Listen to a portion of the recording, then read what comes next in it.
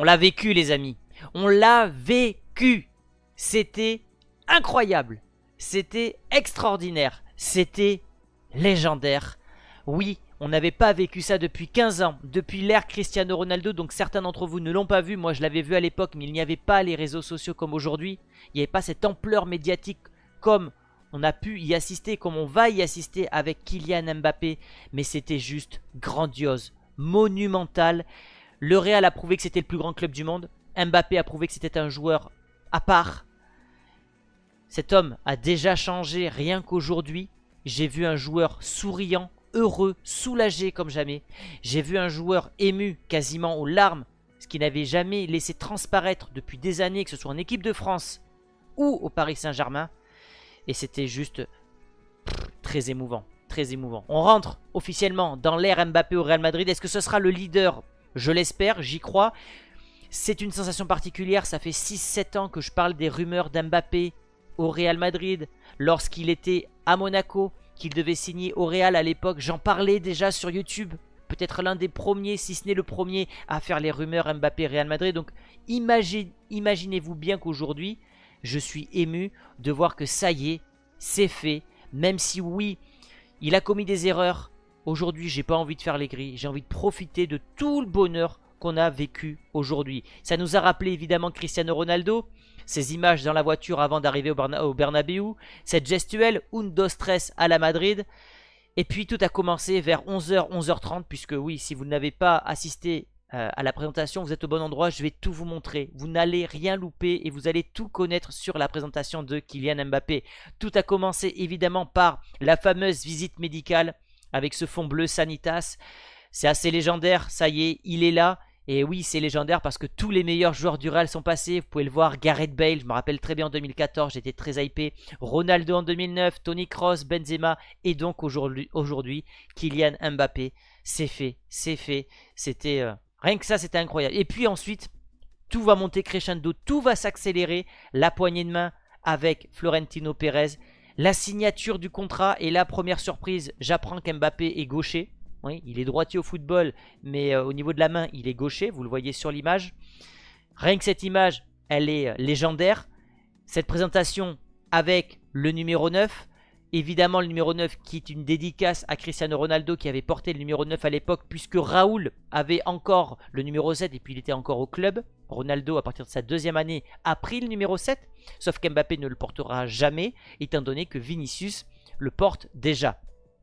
Et il y a eu cette photo devant les Ligues des Champions pour montrer toute la puissance du club, mais pour aussi dire à Mbappé, tu es dans un endroit qui n'existe pas ailleurs. Tu es dans le meilleur club du monde, tu es dans le seul club aux 15 Ligues des Champions. Ça montre la pression, la hauteur du club sur les épaules d'Mbappé. Et c'était pas anodin de la part de Florentino Pérez qui a répété à de nombreuses reprises à Mbappé, tu es dans le meilleur club du monde, tu es dans le club aux 15 Ligues des Champions. Voilà, histoire de lui dire, tu es un joueur incroyable, mais le club restera toujours au-dessus de n'importe quelle individualité, que ce soit Di Stefano, Ronaldo ou même toi, qui représente un petit peu la Next Gen 3.0. Voilà, donc là, il arrive devant les Ligues des Champions, on le voit avec un sourire incroyable, et en espérant qu'il la remporte. Je pense que le Real en remportera dans les 5 prochaines années, mais on n'est pas à l'abri qu'un City ait une dynastie, etc. Mais voilà, j'espère vraiment qu'il remportera ce trophée. Et puis il y a eu cette petite image rigolote. Souvenez-vous de ce supporter qui avait sorti le drapeau Mbappé 0 Champions League. Il était là aujourd'hui, sauf qu'il a actualisé son maillot. C'était le maillot du Real Madrid avec un sablier. Voilà, Mbappé, finalement, tu vas bientôt la remporter cette Champions League. On arrive dans le deuxième arc de cette histoire. L'arc du Bernabéu, avec un stade plein.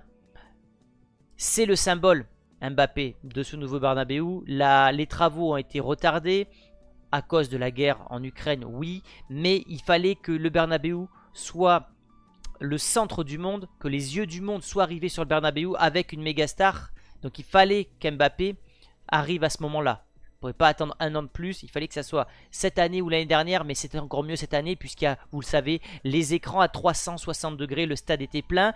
On annonce 80 000 spectateurs, ce qui veut dire qu'il égale le record de Cristiano Ronaldo de la plus grande présentation de l'histoire d'un joueur de foot. Ronaldo avait fait 80 000, 70 000 c'était Maradona. S'il fait plus que 80 000, si on apprend demain qu'il a fait 85 000 par exemple, il sera l'unique détenteur de ce record et donc de la plus grande présentation de l'histoire d'un joueur de foot. Première fois qu'on le voit avec une tunique du maillot de l'année prochaine, maillot que je n'achèterai pas, je vous ai dit j'achèterai le maillot numéro 3, le gris avec le col, et j'adore les cols, et avec le logo rétro Adidas. Je ne prendrai pas le maillot blanc.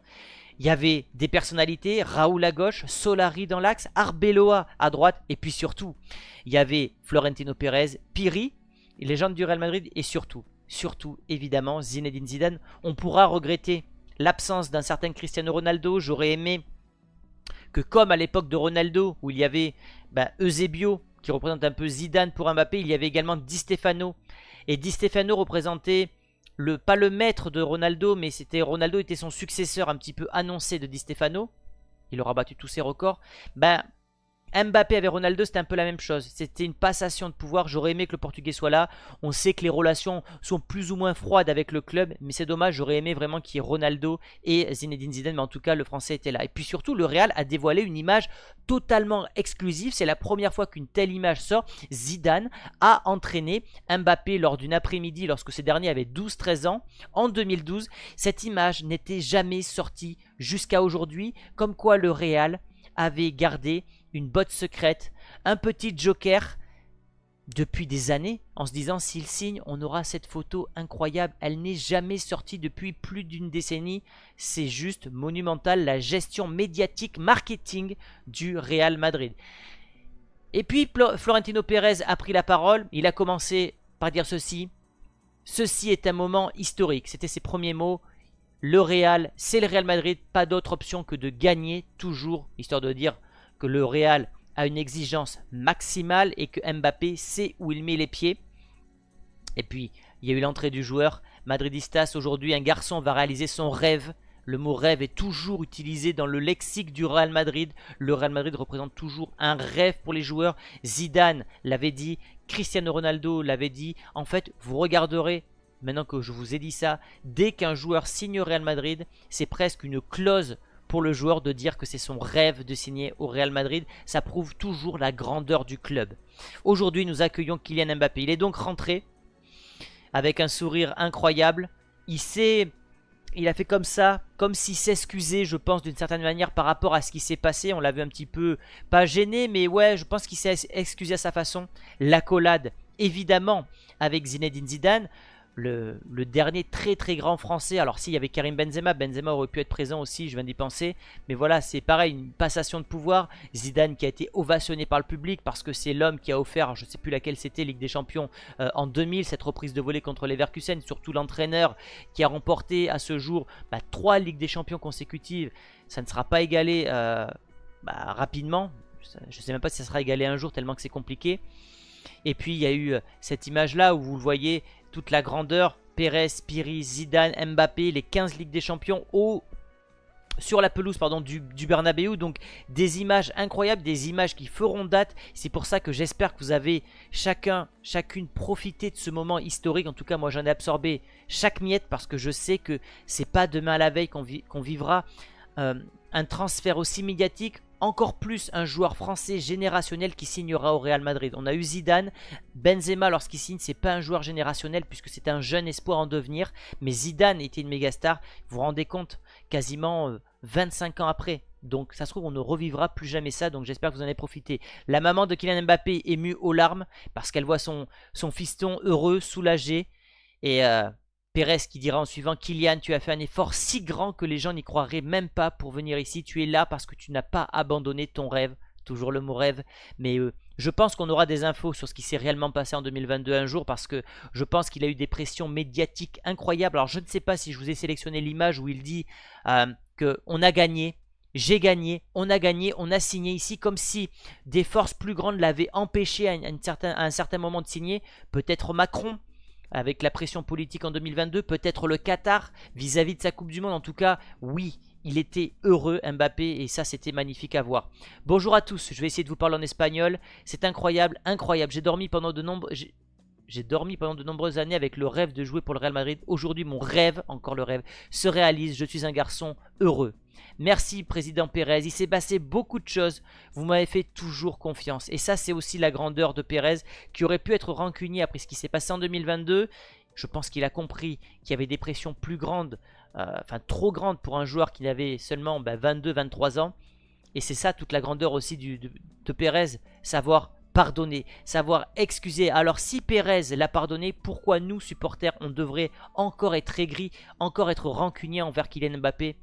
Voilà, il faut suivre l'exemple de ce monsieur qui a une lucidité et une grandeur juste unique.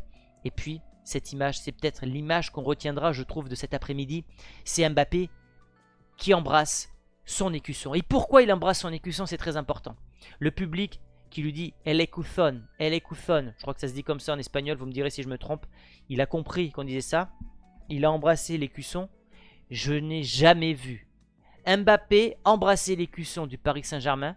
Je n'ai jamais vu Mbappé embrasser l'écusson de l'équipe de France. Cette image fera date. Il a embrassé après lorsqu'il était devant les gamins, etc. Voilà. Il montre son amour, c'est tout ça, c'est pareil, c'est de la communication aussi de sa part. Je m'en fiche. Il a fait, il aurait pu ne pas le faire et en tout cas il a fait. Et puis il a dit je ne vais pas parler plus longtemps, sinon je vais pleurer. Mbappé pleurer, je ne l'ai jamais vu pleurer. Pour qu'il dise ça, c'est qu'il était ému. Ému aux larmes, d'ailleurs ça s'est vu. C'est un joueur qui contient ses émotions, qui est pudique, qui ne veut pas montrer ses larmes. Peut-être qu'il prend ça pour de la faiblesse, mais en tout cas voilà. Il a dit sinon je vais pleurer. Et puis il a dit une dernière chose, un, dos, tres, à la Madrid. C'est la même formule que Cristiano Ronaldo à l'époque. C'est un petit clin d'œil envers le Portugais. Souvenez-vous que le Portugais avait lâché un petit commentaire sous son post Instagram lorsqu'il avait été officialisé du côté du Real Madrid, chose que Ronaldo ne fait jamais. Mbappé nous a dit plus tard qu'ils sont en contact constant, qu'ils s'envoient des messages très régulièrement. C'est pour ça que j'aurais aimé qu'il soit là aujourd'hui. Donc ce petit clin d'œil à Ronaldo, qui est son idole, on le sait tous, avec ses posters dans la chambre, c'est important. Et ça prouve la passion qu'il a pour le club, pour le joueur, mais le côté héritage. Moi, c'est l'héritage qui me plaît. L'héritage, c'est-à-dire qu'il suit les traces d'un joueur, il suit les traces d'un club. Et je suis très confiant quant à... comment on appelle ça, le fait que l'intégration, pardon, je trouvais plus le mot, quant à l'intégration d'Mbappé, que ce soit dans le vestiaire, mais aussi avec les codes du Real Madrid. Voilà les amis ce que j'avais à vous dire aujourd'hui. Je vous ai résumé en moins d'un quart d'heure toute la présentation de Kylian Mbappé au Real Madrid. Alors je vous ai pas pris les jongles, etc. qu'il a fait après, mais vous avez toutes les images marquantes de cette présentation. J'espère que ça vous a plu, j'espère que vous avez profité. Et puis dès demain, on continuera à parler de Mbappé parce que ça y est, on rentre dans l'arc Mbappé. Dommage qu'il ne fasse pas cette tournée aux États-Unis. Je pense que les revenus économiques du Real auraient explosé là-bas.